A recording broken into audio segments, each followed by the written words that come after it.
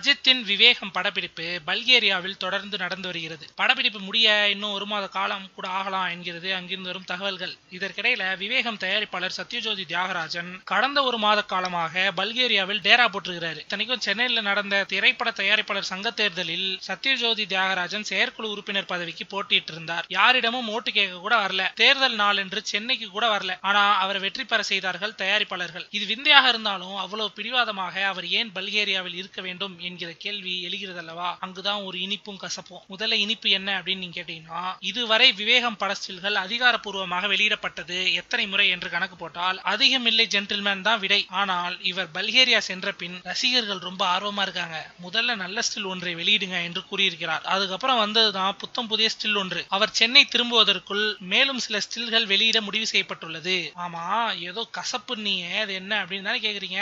அது இதுதான், வேற ஒன்னும் இல்ல. படத்தின் பட்ஜெட் நினைத்ததை விட பல மடங்கு எகிரிவிட்டதாம். ஏன் அப்படி நடந்தது என்பதை அலசி ஆராய்ந்த தியாகராஜன் அதற்கான சில திட்டங்களை வகுத்து கொடுத்து படப்பிடிப்பை விரைவில் முடிக்க வழி செய்திருக்கிறாராம். தான் கொடுத்த திட்டம் சரிவர நடக்கிறதா என்பதை செக் பண்ணுவதற்காக தான் அவர் பல்கேரியாவிலே தங்கிவிட்டதாக கூறுகிறார்கள். எத்தனையோ வெற்றி படங்களை கொடுத்த தயாரிப்பாளர் போடுற திட்டம் தெளிவாதான் இருக்கும். பூசணிக்காயை உடச்சிட்டே வாங்க சார்